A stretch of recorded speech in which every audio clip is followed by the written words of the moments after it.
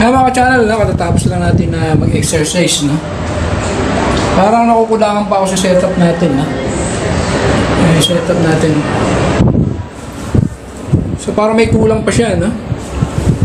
Ang kulang natin dito yung kung paano natin pababanguhin to, no? Kailangan maging mabango ng kwarto natin, no?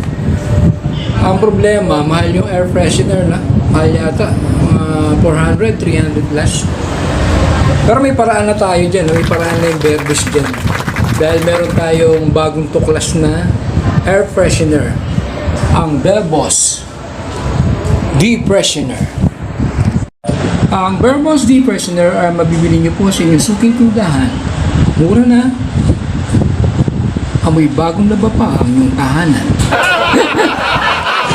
Pabili po, magkano daw ni? Ito po.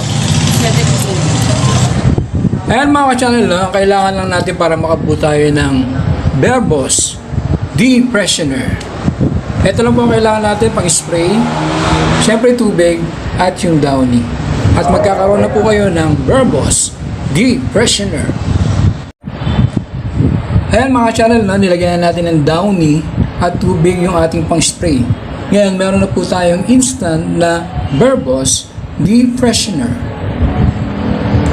Ayan mga channel, subukan na natin siyang spray sa mga tela natin.